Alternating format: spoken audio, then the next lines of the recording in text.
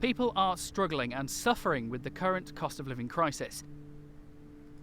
Tax rises have had a large impact on day-to-day life across the UK. The price of energy, food and housing has dramatically increased at a pace that the country can't keep up with. And it's not just people that are losing hope, our pets are as well. Denver's 6 years this year, Indy's 4 this year, and Enzo's 1 this year. Denver, he was the follower from my last 2 German Shepherds that passed away. Then Indy came along after that, because one of the German Shepherds passed away, so he was pining for Indy, pining for another German Shepherd, so we had Indy. Indy came along, she's allergic to everything under the sun, so she has to have injections at £800 a pot. Then Enzo was just an afterthought. Yeah, because I've had them all my life, yeah, you adapt straight away.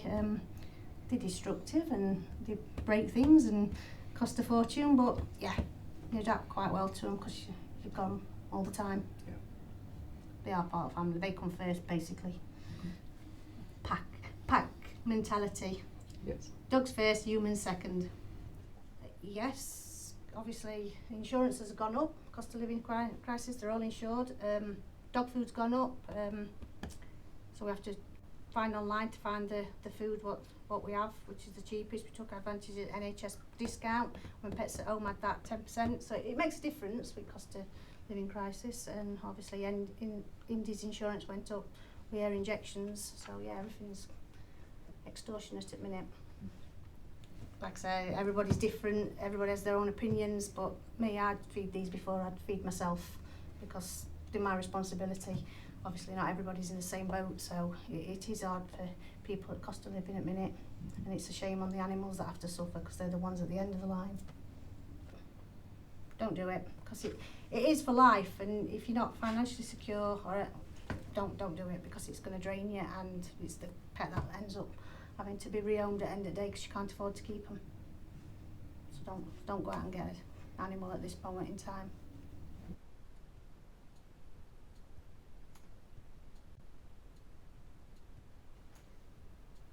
We've had him about 2 years? Okay. No, 3 years. We were looking everywhere because we just got out of COVID and we wanted a dog, but there wasn't really any that we kind of liked, or there wasn't like any that were great for us. A lot of them were either really too old or really too young. And then we found this one charity, and it was all from Spain, and we got in contact, and he was 2 days off from being put down. So he said, yes, we'll have him. So he got put on a list of saying, like, you can't destroy them. And then we did all the necessary paperwork, and they came over. They do it in a van. They go all the way up and all the way down the country, from France, the Eurotunnel, up to Scotland, back, and then they just dropped him off. They stop at stop stations down the M1. It was hard at first because he is my first dog, so I knew nothing about training. I knew nothing about anything really. So it was a lot of research on my behalf, especially because he was 2 when we got him. We had to basically do all the puppy training for a big dog, so it was because he was a stray, so he's not used to anything. So it was quite hard, but obviously he's relaxed now. But it was quite a lot coming out of everything, and then trying to sort out this, and then going and doing other stuff at the same time. Because he had some abandonment issues, which he's obviously not got anymore. Because we can leave him at home all day now, and he's fine on his own. But when we first got him, he would just not stop barking and like whining. He was just very, very sad when we left. It's affected it because personally I can't afford certain stuff for him, so we limit on treats, we limit on toys, but he is still insured because it goes through my parents, which I'm very lucky to have. He gets insured.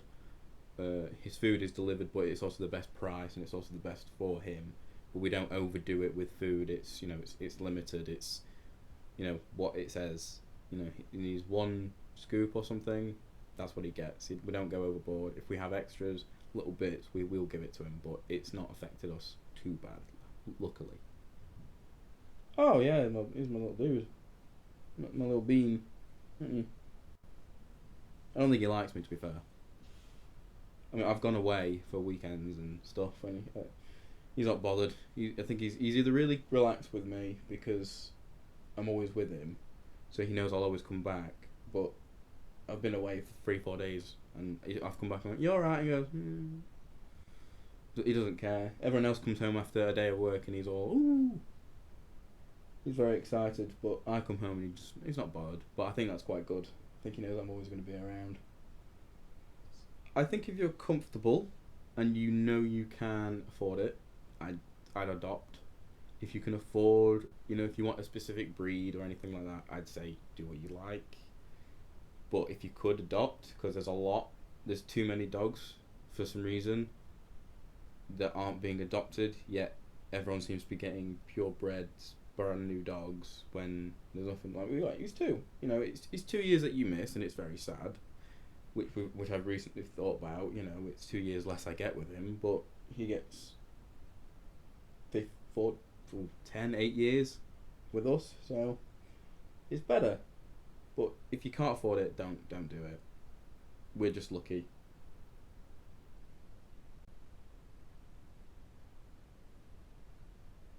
Eight years, apart from he was 8 weeks when we had him. I looked on the internet because we wanted a Cocker Spaniel, and there was a breeder in North Yorkshire who actually bred German Shepherds for the police force, but their daughter had one Cocker Spaniel, and she was mated, and the result was 7 puppies, one of whom was male, and the other 6 were all female, and we chose the dog, and this is Oscar. Not too much adaptation. We had 4 dogs before, so it was reasonably easy. But he had something called Demodex, if anyone's heard of it. It's a little mite that gets under the skin and causes hair loss. So when he was very tiny, most of his hair came out, and he was scratching, and he was too young to insure, so it cost us quite a lot of money. We had to go down to Derby 3 or 4 times, and they did skin scrapings and such like, and came up with the thing of Demodex and antibiotics and plenty of baths, and the result is his coat that you see now.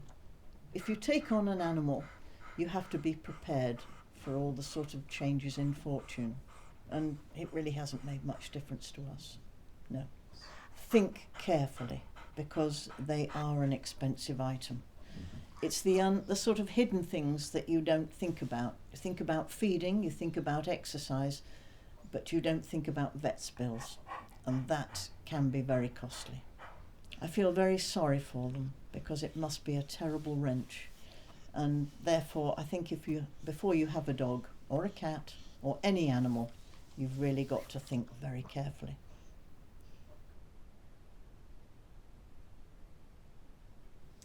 We got him on New Year's Eve, so just over 2 months, nearly. Yeah. We'd been told many times that we needed an extra dog by our daughter, and unfortunately we weren't kind of happy with the situation. But things changed within the in the house that we kind of felt that company might just be something a bit more positive for our daughter and us as a family. So we decided, after very, very long discussions, that we would look into it. After that, we searched many evenings online to various adoption sites. Not very successful in looking, unfortunately. No, not the type of breed or sort of age of a dog that we wanted. So we took one evening. I just took another look by chance and found a very pretty, very attractive looking spaniel, Cocker Spaniel. He was very beautiful and completely different to what we have with Molly at the minute. So we thought we would investigate a little bit about that.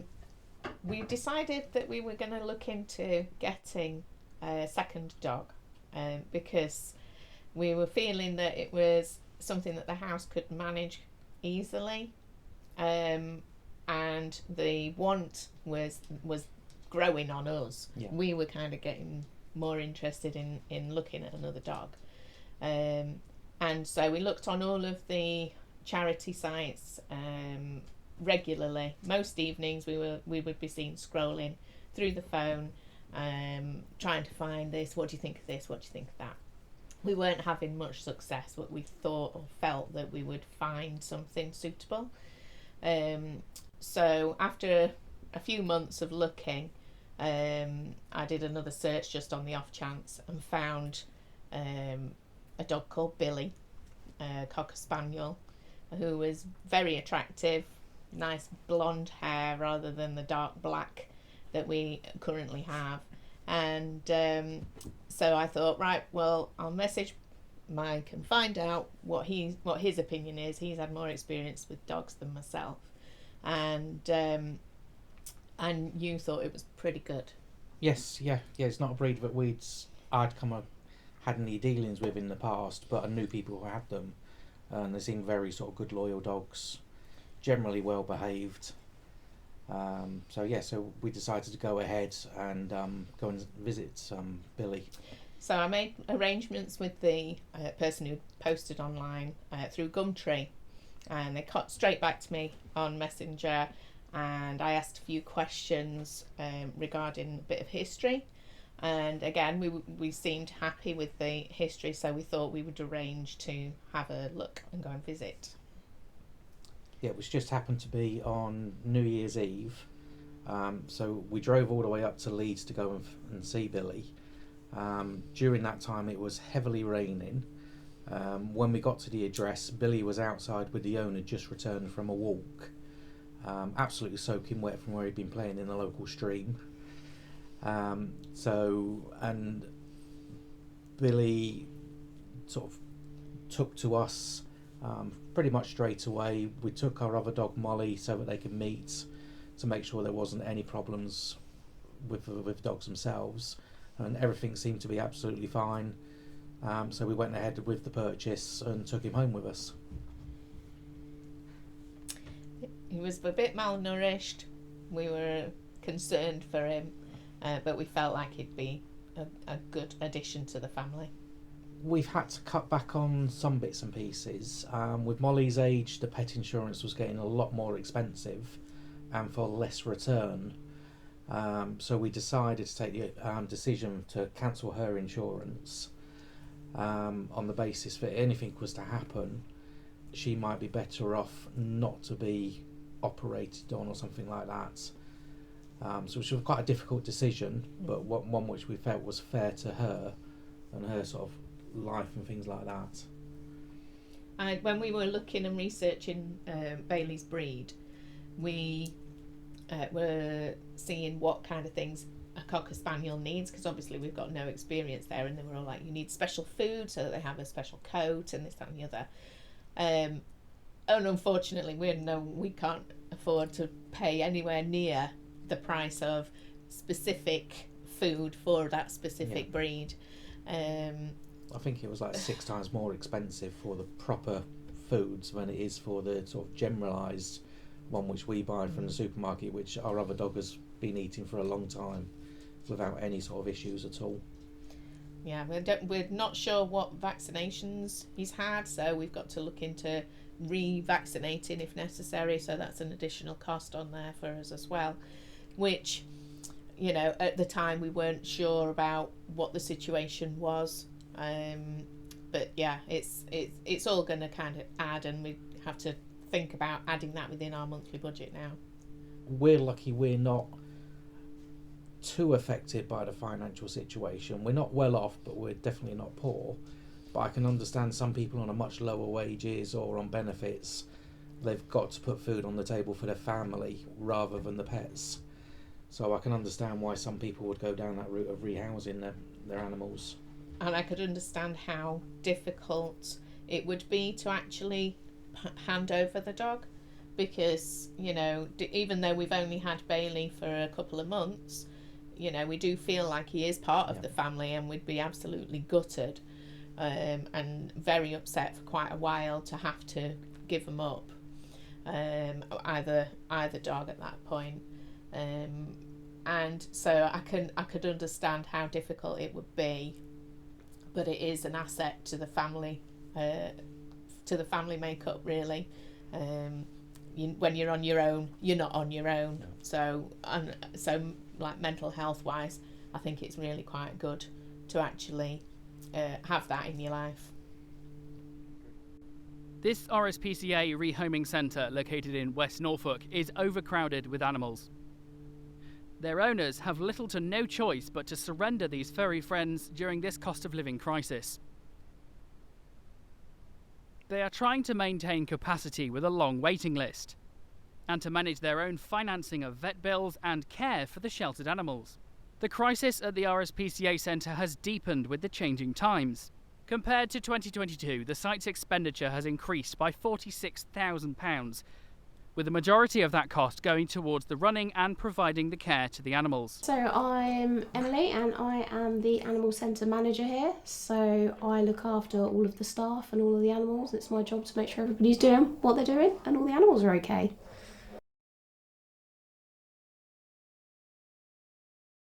So for the past few months we have seen a massive increase in the amount of animals that are being given up to us. A lot of people are using it as a reason for giving up their animals. People are saying that obviously they can't afford the cost of feeding their animals. Vet bills are the biggest reason for people saying that they can't afford their animals no longer. We're seeing a lot of animals that need operations and people just cannot afford to have it done, basically. I think the main thing is making sure you've got the finances available if something goes wrong. Obviously we would recommend people having pet insurance and taking that out. If people don't want to do that, to make sure you have the finances and the savings available to make sure if something goes wrong that you can afford it. If a dog breaks a leg, you could be looking at a £5,000 vet bill. Have you got that in the bank if something goes wrong? You know, they're the things you need to be looking at, not just the day-to-day costs. It is, you know, if something goes wrong, can you afford it? If you can, brilliant. If you can't, you really need to look at your finances and if it's a good idea. Yeah, I mean, we're seeing a lot of people also with the COVID, situation a few years ago. Everybody went out and got puppies.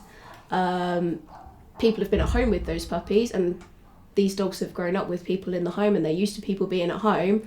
And now all these people have gone back to work and offices, and these dogs are left alone, and we're seeing massive rises in separation anxiety and behaviour issues because of that, which people just were not expecting. And it's had a massive effect. We're seeing a lot of dogs being given up because of those reasons and because people don't now have the time for them. And we're seeing a lot more overcrowding because of that. So Sky is my long-term foster at the moment. She came into us from the local dog warden. She was absolutely covered in mange, which is a skin infection. She had an ulcerated eye. She was just generally in a very, very bad state of neglect.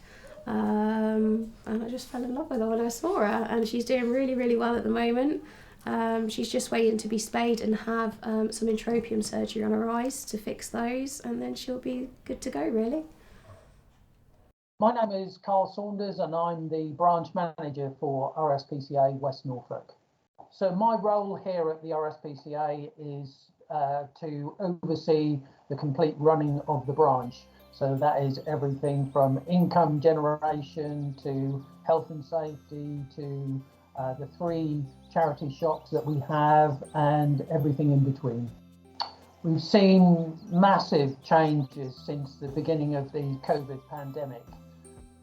Initially, there was this massive lull where nobody could go out and everybody was at home looking after their dogs and cats, and we went down at one point to where we were just having about 6 or 7 animals here at the rehoming centre. But that was very short-lived, and that was at the height of the pandemic, and within probably 3 months of things starting to open up, the rehoming centre was half full.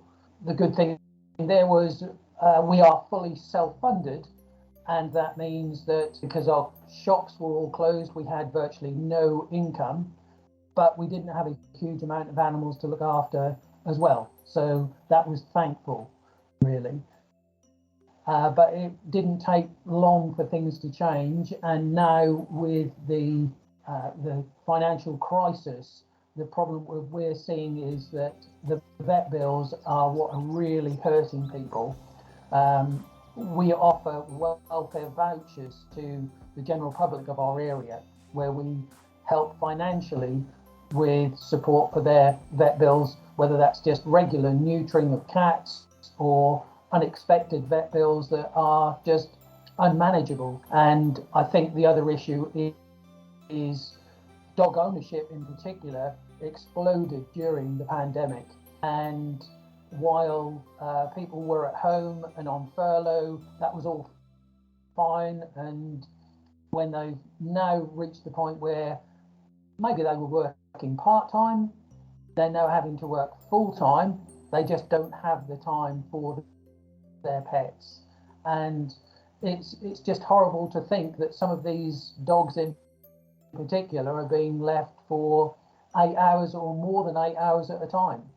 And we are seeing a huge increase in applications from members of the public who need to rehome their dog or their cat, but in particular dogs, because they just don't have the time to walk them and to love them.